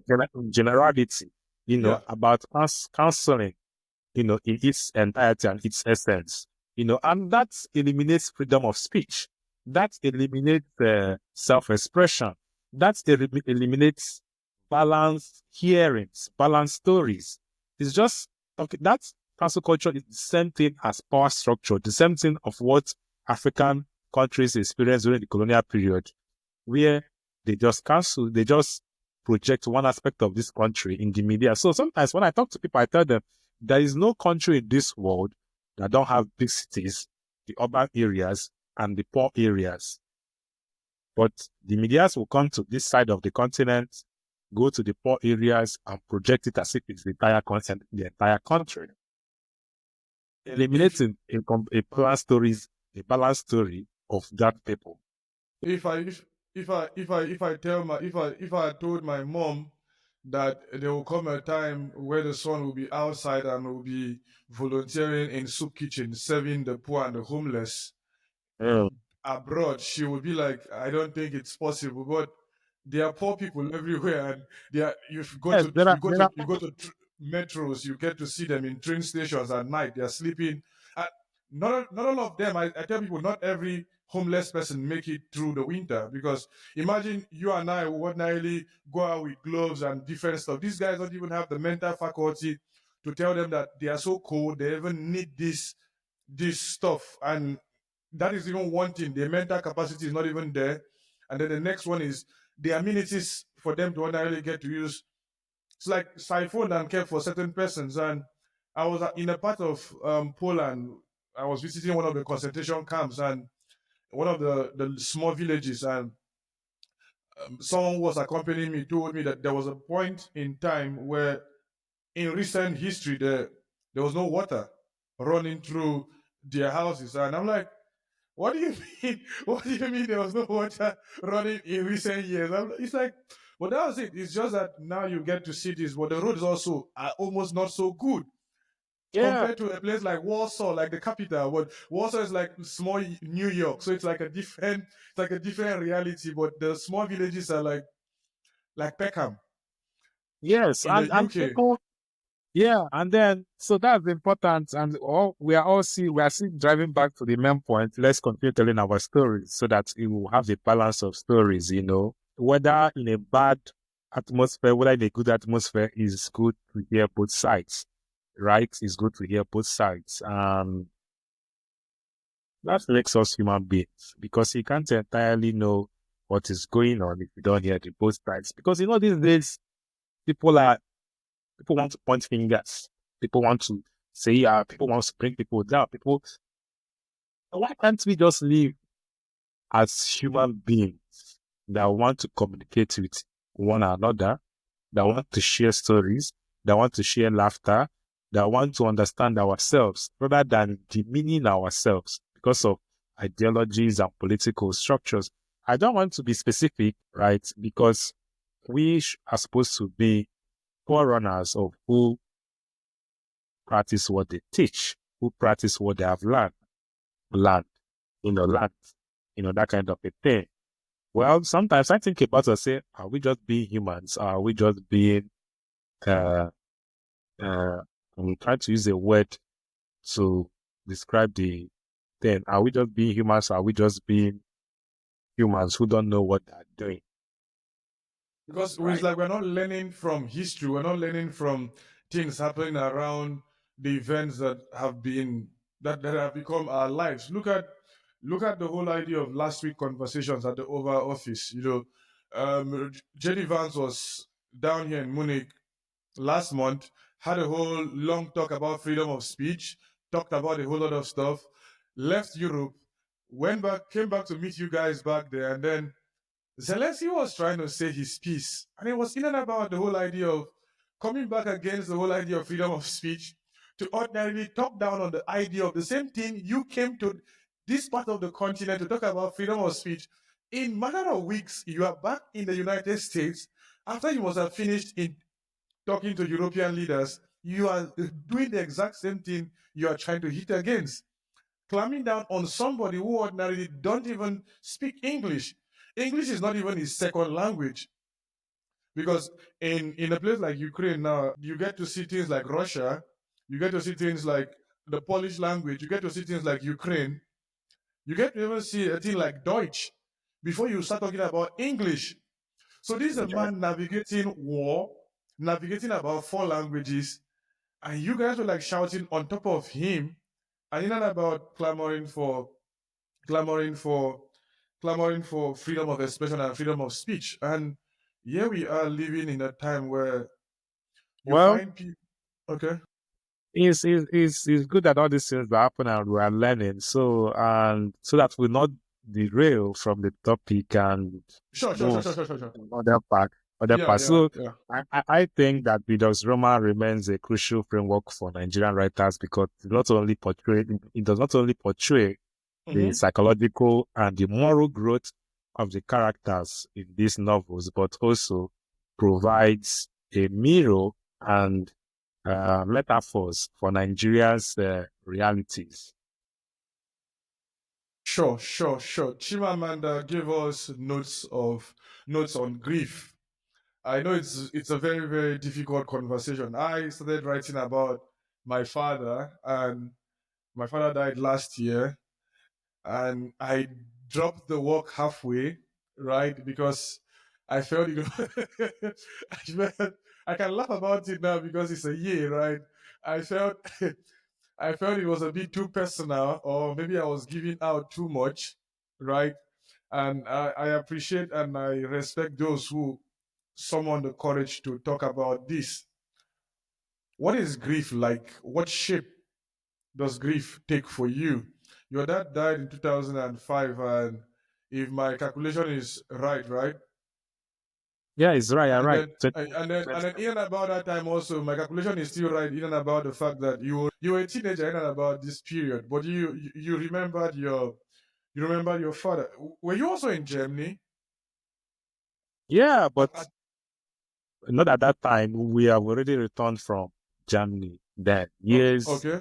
years before 2005. No, I'm not saying he died while you guys were still in Germany, but at the point you were with him in Germany, or like the complete Yeah, family. yes. When we are Wow. just four, my dad, my mom, and my sister. So we are four then. But now we are six. Wow. Your sense of grief, did it come from years of maturing and coming of age, or it was a thing in and about that period that, oh, probably you're asking your mom, where's my dad? When is he coming back? And you're not getting answers, or probably you're being told one or two things one way or the other, and probably there was a funeral and stuff like that. So at that time, I knew what death was. I knew that he died. I knew because I was part of his recovery. Because he was treated first in Nigeria and then he had to travel to receive more treatment. Where his research work on relational cartography coincided at that moment, so he had to travel, working on treating himself. So I knew what death was then. I knew what death was then. So writing about the last time I saw my father was I just wanted to treat one aspect of it. All my life, when I started writing, the first time I started writing, there were instances where I was compared to him. I was 20, this man has done a lot, and you're comparing me with someone who has done a lot. You don't need to do that comparison. It's unfair to me. As at about when I was 19 years old or 25 when I won the Excellent Prize for Literature, Yeah. right? You don't need to compare me. I've not even done anything as of that time.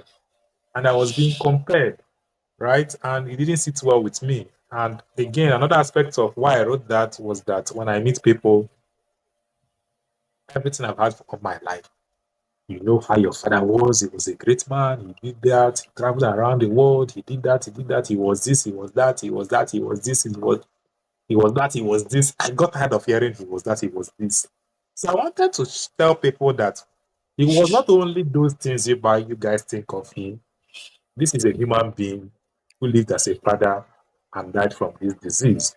And I knew him first as my dad before a human being and before being all these things you guys ascribe him. So I wanted people to see the interiority of who he was, and I think because of verbousness, I didn't share enough. Because sometimes when you share, you overshare. And when you write, not only, I don't mean to overwrite in being super expressive, but you are over giving out, So it was a deliberate, a calculated, writing. Took me about 3-4 years to get to that standard people are reading it on now because he went through a lot of reformation, rewriting, and deductions. What I mean by deductions is removed, you know, aspects of it. So I just wanted to tell people that this is a human being because, just like Achebe, imagine Achebe's son writing about the dad, you know. And I'm sure he had been hearing a lot about your dad was this, your dad said that, your dad was here. And imagine him telling about his dad. He'll first of all talk about his dad as his dad. So I wanted to let people know this was a human being who could bleed, who could suffer, who could go through phases of things, you know, and who was also my dad, who I shared moments with, and who I didn't want people to take away these moments from me. I want, like, and this man had a wife and two also had children that he had to look after. So I wanted to make people understand that, and as well come in terms with this grief, because when this thing happened, when he died, I knew what death was, but I didn't understand the full impact of that death until years to come, when things started becoming the way they were not supposed to be. And sometimes I ask myself, if you were to be alive, would I be here? If you were to be alive, would I be writing?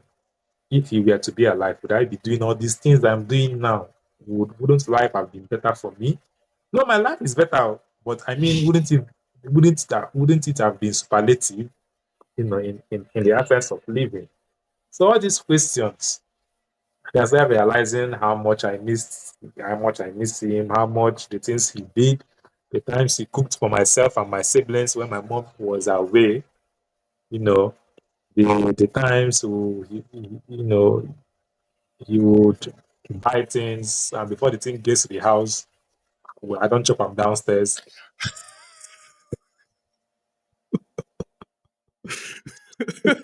Don't chop them, don't chop them downstairs.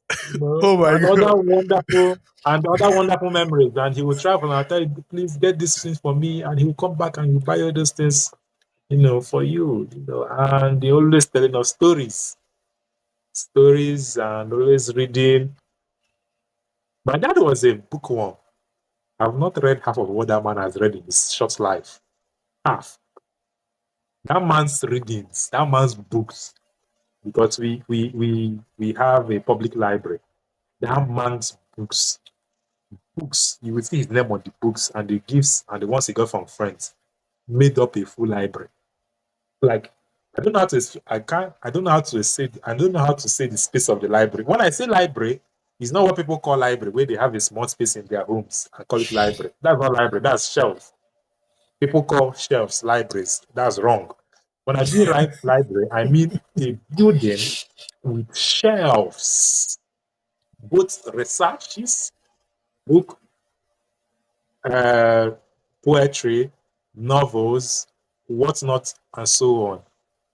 His readings, his book, entire life till the moment he died at the age of either 46, 45, made up a library. I'm just trying to tell you that man read a lot. I've not read, I've read quarter, not half.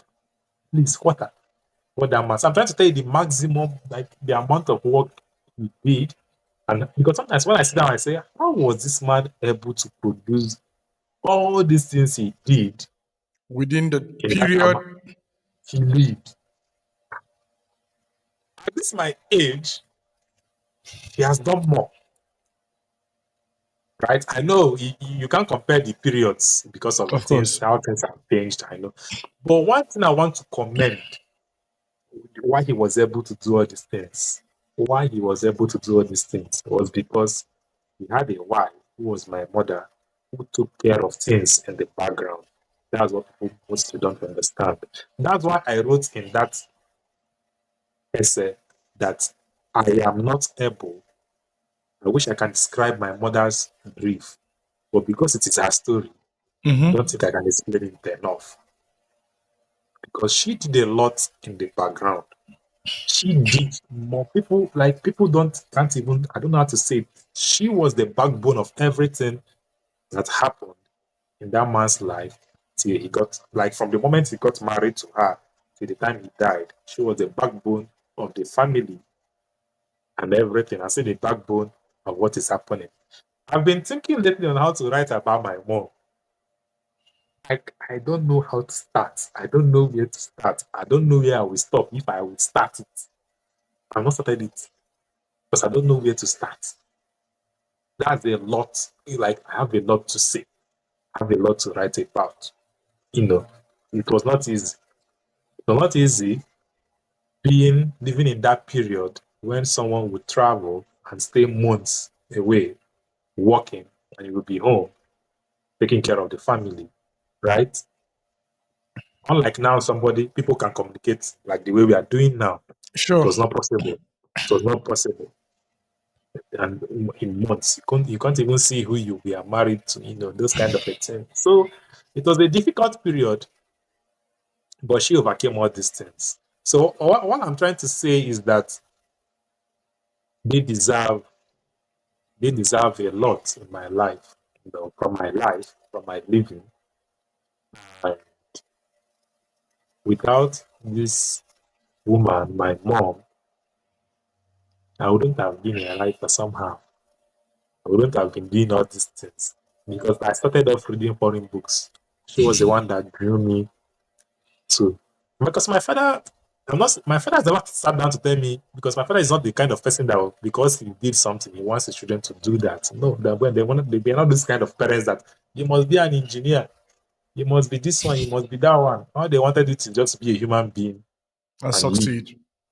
Yeah. So my mom just gave me an advice. Since you love reading, why not read African books? And I was like, what will I get from these African books? I should be around 15, 16 years old then. What will I get? And the funniest part of it all was that I love the illustrations in books. And And I you saw Chinua and I saw Chinua Things Fall Apart. I went to the book, saw the cover, opened it, there was no illustration, I left it. I read Things Fall Apart as an undergraduate, not. what about So your father's my mother, biography of Chinua oh, Achebe? What about your yeah, father's? I've read that one too. So it's not easy to write. And to tell you, that he lost the manuscript sometime in his travels and had to start afresh to write it, you know. So, Please don't remind me of don't remind me of a manuscript I'm looking for. Like I lost something on the train actually, and I have not seen it till tomorrow. And it was like one of the closest things a professor told me. It's like something very, very cool. And I was leaving the meeting where I went to see her, and mhm. it was on that very train. I don't know, maybe I was too joyful or whatsoever. I left it on the seat until today. I've not it's been more than 6 months, and Don't I, worry, it's a good. And I want to tell you that it's a good thing you lost it, because you cannot find it now. We know, because I'm sure you have made moves to look for it, but you can't I find have, it. I have. What I I'm even saying. lost the phone at a point. I have found the phone because Mhm, actually it's Apple. I could track it back, and I mhm. found it in a different. I was in a different country, but now paper. Where do you want to But to start from? encourage you, I'm trying to encourage you by what I want to tell you. It might be great that you lost that manuscript, because Okay, it needs a fresh writing. So you need to push yourself to rewrite it. And when you are writing it, you might notice that the other things you might have missed in the initial writing. Just see it as a way you are being forced to rewrite it or to revisit it. You might not I get read. everything as entirely as it's where, but Mm-hmm. and I'm using my father's case because I've never experienced it, so I don't know how it feels. I don't know how it Achebe, feels. Achebe almost lost his own too, right? And Yes, he that's almost what I lost, almost lost it. and So I don't then know how it feels. I don't know what it's like, but I'm encouraging you to rewrite it. You might be a better writer with this new version. Just do it. Wole Soyinka even wrote a poem to his lost poems. So to lose things is also a way of finding ourselves better, I think. If you ask me to say. So that's why I'm just encouraging you that just do it. Your mom is a professor, and um, you get to see conversations in and about marriage. One of the most one viral clip that went viral at the point was it was will I say viral? Maybe I don't know this. When she was talking about culture. Yeah, and then also the whole idea about talking to a group of students and talking about marriage and marriage as a good thing, but not as an achievement. Mm. And she has also written how many food now? A It's a book. book about Okay. Okay. Igbo names that span about more than 500 years ago. So you see old Igbo names, and she's trying to preserve them, make people aware of these names and their meanings. Because with the pollution and everything, we are dropping. People don't even know these names existed. And People don't know sometimes even even and if even when the if you names. count how Okay. if Okay. you check Nigeria, you can count how many people who don't even bear the name. That you can count how many people who bear the name Chinua. Of course. If not for Chinua Alomog, do you think, if not for Achebe, do you think that name would have been this at least this a little bit? Because Chimamanda is even more than Yeah. Chinua, right? So without Achebe, do you think that name would have survived if Achebe didn't exist? Do you I think that don't. that I don't. name, I that name don't would think have, so because of the yes, connotation and the ontology behind the name. It's tied to the chi, and the whole yes, idea of people and the person living. who bought the name. Yeah, Without people. him, I don't think people would have known that name, like Chinua Alomog. I'm talking about my own. Sure, sure. People wouldn't have, because if you look at the concept of the name and what the name does and how people were moving away from traditional ways of worship to Christianity and Islam, Yes. it would have also died faster because it's a name completely tied to the chi. And in and Yeah. about that, your chi fights. Nobody ordinarily amongst those who were living would ordinarily have wanted a chi to fight for them when they were Christian. So you still Mm. also find that in contemporary times where people bear praise, people bear divine, people bear in and about names that Wisdom. People sound bear wisdom. So wisdom. Wisdom when no get sense. when I came here, so a group of friends, white people, we are just making a laugh of me, like they asked me for I told them I don't have any English name. They said they don't understand why Nigerians would bear the name like wisdom, praise, joy. And they were laughing. And then I had to attack them, not from a place of not attack. I asked them Joke what and is their stuff meaning like of, that. yes, I asked them what is even their meaning of their name. Just to Was back my, bush? Was bush? yeah. They don't Was even know, stone? funny thing is that they don't even know the meaning of their names. They don't even know the meaning. They just say it's just Josh. Josh is just Josh. But I said that my own name, my own has a meaning. And in as much as these people bear this English name, You still have it does meaning. have a meaning to them. Yeah, Right? it's just So like that was they the point I move. was trying to that was Yeah, the point I was trying to make to them. They don't even know the meaning of their name, and they are laughing at people who know the meaning of theirs and why they were named. In that way. We are just trying to do a comparison of these things.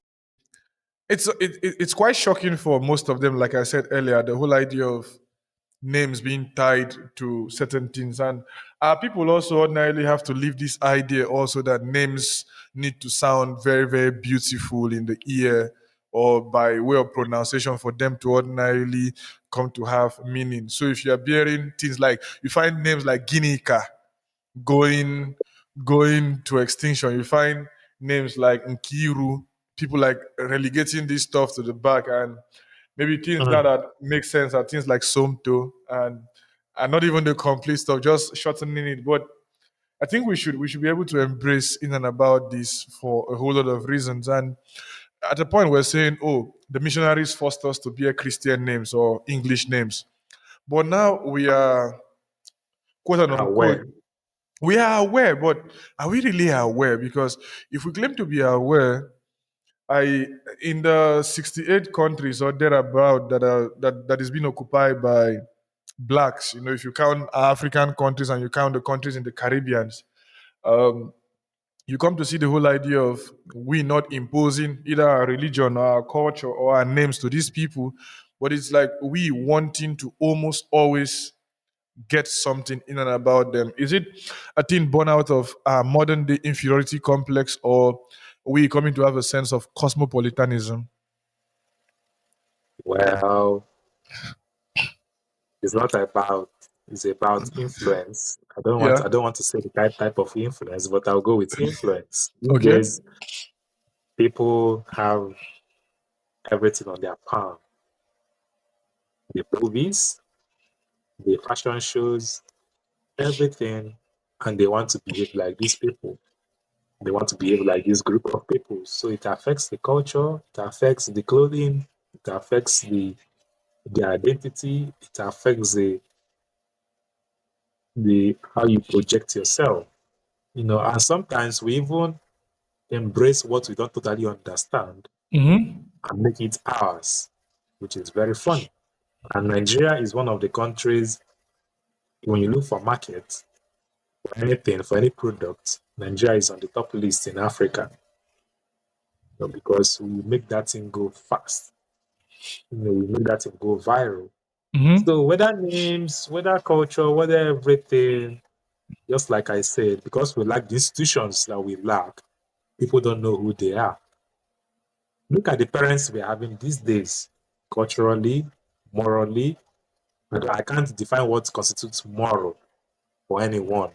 But if we are discussing of where we come from, you know, we see people making in Nigeria where we have Igbo, Yoruba, Hausa, Ibibio, Ijo, all these languages, and pidgin amongst us, you see a parent fighting for a child to speak English better than any other language. Tomorrow I'm taking the language exams. Mm, I'll be running a program in one of the countries down the east of Europe. But the same thing you're talking about, you have to take an exams, you have to pass an exams. I think B1 or B2, this is the level you ordinarily need to do, and before you ordinarily find yourself in such a place. And so today, after this interview, I'll still go and carry my notes and start looking at whatever I'm looking. Now I mix different stuff. I mixed a little bit of Deutsch with a little mm, bit of French with a little bit of Spanish because I'm learning Spanish, I'm learning French, and I'm dabbling into the German people to ordinarily come to have this sense of belonging one day amongst them. I don't know what God was doing the day he decided to create the German language. It's in and about it's in and about him alone that knows. When I go to heaven, I'll ask him that question first. What was he thinking? to create Or the was he having a German language. problem with the angels or whatsoever? Because I still can't understand what you like. A simple thing as like just anything is difficult in German. Like there's nothing easy. There's nothing easy about the country, but you're still meant to learn that. I don't know how the likes of Dim Anthony did it, but if they did it, we also would do it. And I don't know how many years that would take. But Mm. to wrap up down here, uh, are you looking at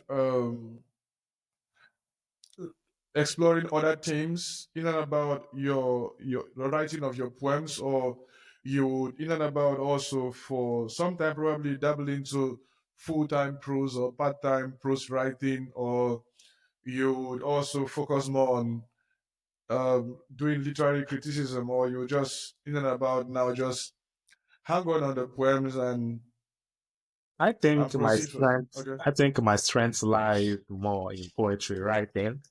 And I do all these other forms of criticism and creative writing because I love Hmm. them, because I was exposed to them, and because I have opinions to share. For short stories, I hope in the near future that I will have a complete manuscript. I write short stories, but Okay.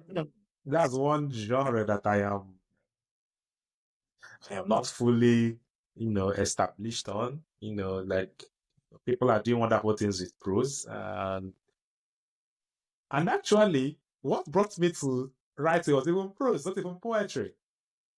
It was even prose when I wrote a flash fiction. That was what even brought me to the Nigerian scene. It was a prose before I also did, but I was writing poetry, but I just had to challenge myself and it happened.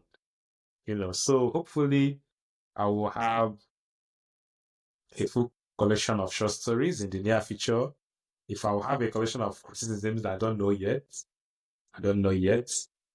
But I have a good number of them, both fully researched and mainstream writings.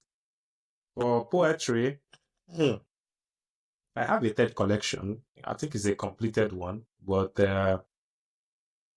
it's not about culture. It's not about ancestry. It's about Uriah.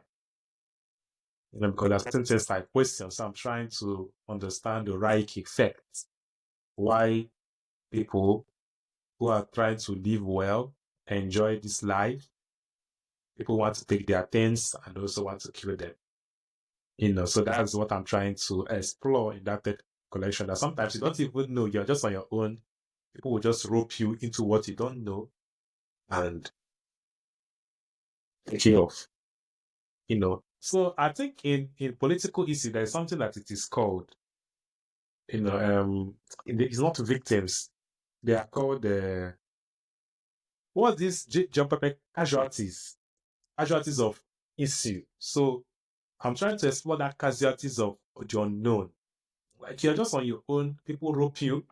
You know the story of Uriah, where he was on his own. Somebody wanted to take the wife, and then somebody wants to take away the wife, and then shut him off. That kind of a thing. So that's what that next collection will work on. Do you feel at any point, I know people have been bringing in and about this a whole lot into the conversations back and forth, back and forth. You've talked about your dad trying to research Wole Soyinka before he died. Do you feel pressured in any way to like kind of continue his legacy in whatsoever form, or you're like charting a new complete course because you are doing in and about almost the same thing he's doing? He dabbled into pigeon. I won't be president. He talked about a couple of other things in and about things like you hear like the voice of the night masquerade and conversations in and about that. Are you like continuing any legacy, or you're like charting a completely new course? And what about manuscripts that were left So undone? yeah, I I I don't know about the manuscripts that were left undone, but I think I stumbled upon a poetry manuscript of his. I think I still have them back home, so stored somewhere. So about legacy, well, it's a pressure on itself, and which I don't want to bring onto myself. I'm just doing my own thing. I'm writing what I feel that is relevant to me, despite his influences on me. So I don't want to subscribe to that mainstream or stream that Yeah, I have a legacy to protect, or I have a legacy to create. People don't determine legacies. I think legacies are created after you've lived and gone. And people determine if sure. you have actually done stuff. So I don't know what I have done. I don't know what I would do. I don't know how I would live my life. As I am, I don't know what happened tomorrow. So I'm just doing what I think that I enjoy, that are relevant to the society and to my contemporary, you know, my contemporary and to my contemporaries. So I'll keep doing them as to my best of knowledge. I'll keep living fine. Anything that comes with it that is good, I will take. Anything that comes with it that are bad, I will overcome them. And I'll keep living. I'll make sure the important goal now at this level of my life is to enjoy life, be good to people who are good to me, and please, we all have goals as human beings. If I achieve half of my goals, I'm comfortable. That is a very positive side to ordinarily get to look at. I like I said, I don't know how you guys do it. Being born into a very, very influential family. Your Mm, father, your mother is in and about this. You get to see the force being attached, like you said, unconsciously, unconsciously, you get to experience the pressure down there. We've been having um this conversation for over 2 hours now. We've been mm, talking about different themes. We've looked at Nigeria, we've looked at Africa, we've looked at, to a large extent, geopolitics one way or the other. We've looked at how institutions ordinarily are supposed to be built. We've mm. looked at how they're ordinarily supposed to be maintained, and how they ordinarily should go. What question do you ask? What question should we ask our next guest? Suppose this guest is an African. Oh, suppose the guest is an African. I think you should ask them. Hmm, that's an interesting one. Uh, mm, Maybe you could ask them about their ancestry. Do they know anything about their ancestors? And if they do, how far, how long, and how do they come about that knowledge? Okay, okay. And it's been an insightful and deeply enriching conversation Mm, with you, my brother Chinua Ezenwa-Ọhaeto. mm, We have explored, the intricate layers of your writing process to a large extent. We've looked at what it is to be born into the family you've been born into. We've also looked at the contribution of Kwame Dawes and Chris Abani as it concerns the the African poetry and the fun they are trying to put down there, and the different collections and the different series coming out from that particular angle. We've talked about the problem of publishing, the fact that we don't have enough institution. platforms here that, yeah, it's not even platforms here. We're talking about big time institutions that ordinarily should come to outlive us, because I don't know who founded the Paris Review. I don't know who founded the Oxford Press. I don't know who founded the John Hopkins Review. I don't know who founded in and about these things, but these things have gone beyond those who ordinarily had them, and then life is going on. Alfred Nobel didn't know that his little contribution will become a hot political cake, as it has become now, that if he goes to Asia this year, he shouldn't go to Asia the next year, or in and about whether meritocracy Mm, comes into play or not. And we've been looking at this stuff. I look forward to seeing how your work would continue to shape, the literary world in years to come. And thank you for being a guest here today. Thank you for granting us the chance to talk to us from far away Obodo Yibo. And we hope that your work gets to get the much needed recognition it needs, because it's important the way you get to write. You mm, write with a force of your own. There's this knack you tend to put out there. And in writing to you, I try to also let you know that if there's any element of flattery in whatever was written to you, is the fact that the flattery indeed was what will I say, was merited. So it's like, it's not a flattery born out of flattery, mere bullshitting. It's in and about the reality of what happens down there. I am glad you came down here. I'm glad the things you do, and I hope that your chi continues to fight for you and continues to guide you in whatever you do. They will say that you don't do wrong just to belong, and you don't fall into a trouble that, or issues that you cannot get out. Yeah, I don't know if I should say may your road be rough or may your path be rough, but if it should be rough, it should be rough, as much as, like you said, me losing my manuscript helping you to come out better. yeah. So it's in and about that, and thank you for coming on Thank you. Boring Conversations. Thank you so much for having me up for the invitation. I am glad.